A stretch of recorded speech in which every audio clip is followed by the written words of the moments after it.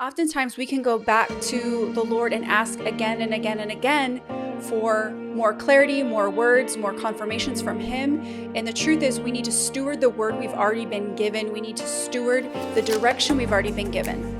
And it's easy in our natural state, in our flesh, keep asking for that next revelation of what we're supposed to be doing because we want the blueprint. It would just be so much easier, right, with the blueprint. How much further along would we be if rather than seeking out the next and next and next, deeper and deeper and deeper, more clear and clear revelation, if we steward what we've already been given? Hey everyone, and welcome to Called Forth. I'm Dawn Towne, author, speaker, and podcast host. Hello and welcome to this episode of the Called Forth podcast. I want to ask you just a few questions. What do you think of the word stewardship? What do you think it means? What has it meant to you over the course of your life? And if you think about how you are a steward in your own life, what comes to mind? Do you think of stewardship as it relates to your finances? Do you think of stewardship as it relates to your time, your energy, your resources, your thought life, the way that you cultivate and care for your family, the way that you go after the goals that you have in front of you? I think more often than not, we tend to think of stewardship as it relates to our finances, but really this word is so much more than just a word related to resources or finances. It relates to anything within your grasp that you are tasked with being responsible for. Everything from your thought life to the way that you dole out the love that you have to give, the time and energy that you have to give. Now, I spoke a few Saturdays ago at a Live Your Purpose Night Out, and I covered this topic of stewardship, and I really leaned into the aspect of how we steward our thoughts and our mind. And so there's some key points from that talk that I thought would be great to dive into a little bit more deeply in an episode. And so one of the first points that I made when I was talking about this was that stewardship takes intentionality. It is a natural inclination to let your thoughts run rampant. It takes real intentionality to decide, no, I'm not going to let my thoughts build and go here or there or somewhere completely unhealthy. Maybe we start thinking about how afraid we are of something, afraid of what other people are going to think or say about us and the decisions that we're making for our lives, what our family's thinking, or how we're being perceived. And fear can take root and take hold if we're not intentional to steward our thoughts, to not allow them to go to that place of spiraling fear. Our thoughts can go into like self-destructive mode where we start beating ourselves up and being super critical and analyzing our past or all the things that we've done wrong or all the ways that the time before we failed at this or that when we're in the middle of trying to go after something new again. If we're not intentional to steward those self-sabotaging thoughts, to turn them around into a healthy, life-giving thought pattern, that spiraling can stop us from ever starting on the things that we feel like God is stirring on our heart to do. And so stewarding our mindset is pretty critical. The other thing that stewardship takes that you wouldn't maybe necessarily think, but it takes sacrifice.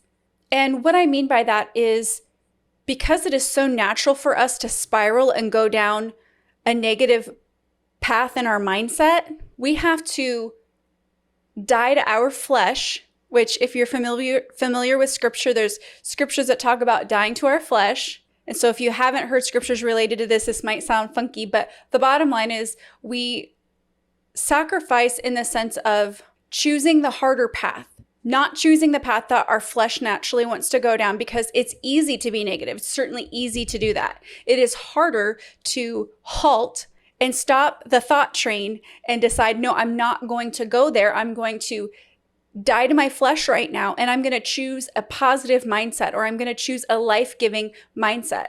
And so as we learn to sacrifice by not giving into our natural inclinations as it relates to our thoughts, we can begin to steward better habits when these self-destructive or fear-based thoughts start coming at us. And I often think of stewardship when I think of a word of the Lord. So let's say that you've been praying for direction for your life, you're praying for clarity, or you're praying for that next step that you want to go after. Maybe you feel like there's a sense of change in the season that you're in. You're supposed to move on to, that there's another season coming, that things are shifting and changing, and you feel like you've really sensed from the Lord to take a step in one direction or another, oftentimes we can go back to the Lord and ask again and again and again for more clarity, more words, more confirmations from Him.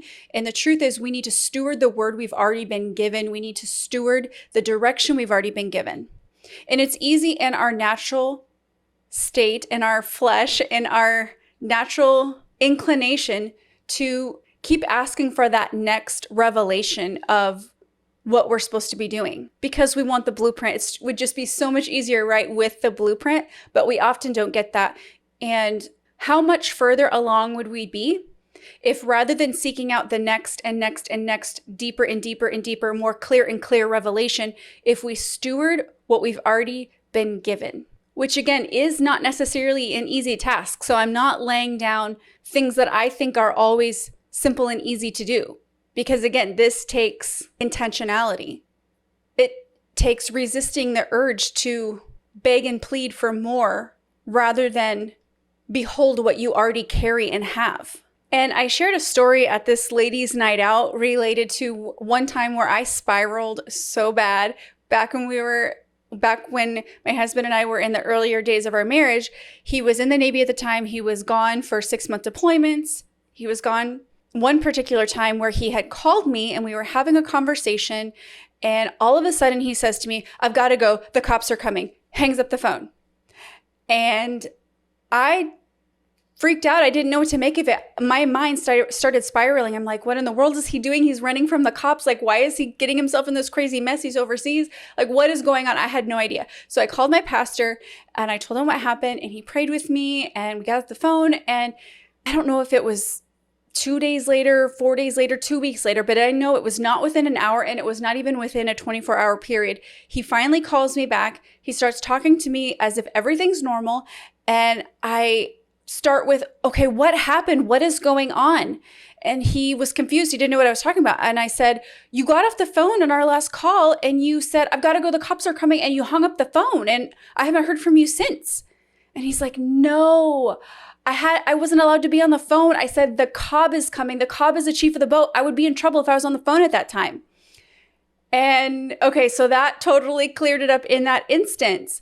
But before I knew the full context of the story, before he brought some clarity to where I was totally confused, I was spiraling. I was thinking the worst of the worst. I was totally confused about what happened. And that's so easy to do in our minds when we don't steward our thought life. We can spiral. Now, I have I obviously spiraled in that instance. And since then, I have gone through moments where I felt like I spiraled. The next part of my life that really was affected by my spiraling, I would say, is me being super obsessed over my purpose and what I was meant to do. Me not being able to think about anything else. I was obsessed over my purpose. And I would even still tell you that I have to steward my mind even now in this season to not be obsessed over what I want to be doing and my purpose and the destiny and the things I want to be going after. I have to be very intentional to look where my feet are and find the beauty where I'm planted and steward what's in my hands to do right now. And this can be challenging because we know where we're at and we know maybe where we would love to see ourselves. And we see this big gap, and it's only natural that we want to close that gap. But for me, I have found that I cannot fast track the painful process of development. I can't fast track what God is doing in my life in the gap seasons. And you may find yourself in a gap season. You may feel like your life is a gap season. Hello, I relate to you. But I would say the more we can receive the peace from God to know that we are in the right season at the right time and He has good things. And life may not look like we want it to look in the moment, but He has a great future ahead. And if we can be faithful in the season that we're in to steward what He's given us to steward, and if we can decide that I'm not going to wait my whole life journey to be happy, I'm going to choose to be happy now, whether the circumstances reflect the way I would like them to reflect right now. I'm going to choose happiness. I'm going to choose joy and peace, and I'm going to receive that. There is so much more peace and joy in the acceptance of walking closely with the Lord through the gaps of life, through the gaps in this season from where we are and where we want to be. And I was watching a movie last night with my family. It was Unsung Hero, and it basically portrayed a true life story of this family who came from Australia to America. And they had struggles. They had dreams and goals for their life and their family that just did not pan out time and time and time again. And what I really loved about the story is that it did not show them suddenly coming to their success after a few trials. No, this was years. This was a long, hard fight that they fought for the dreams and goals that they had as a family. And I related to that on so many levels.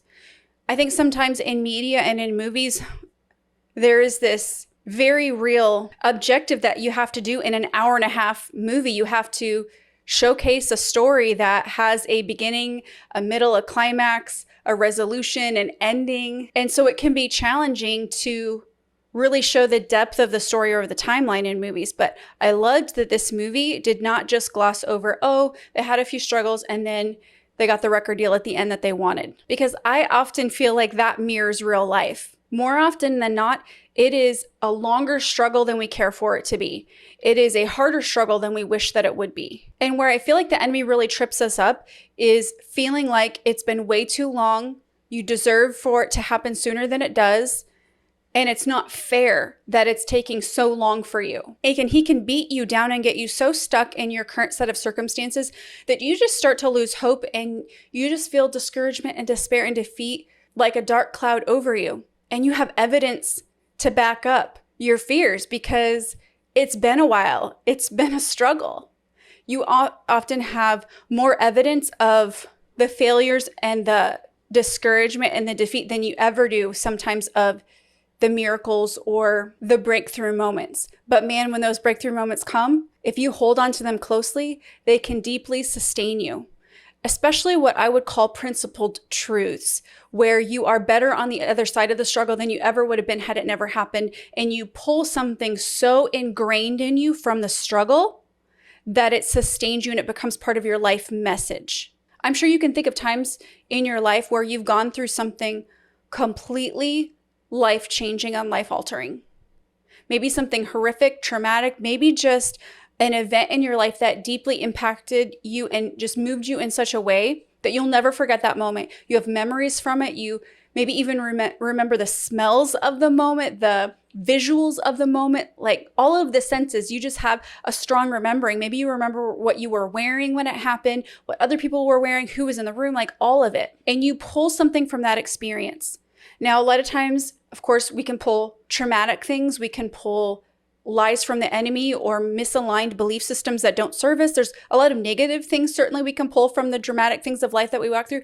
But at the same time, when our eyes are focused on Christ, we can pull deep principled truths that serve us to help us process through what we've walked through from the eyes of the Lord versus our own flesh, which is limited in our ability to process.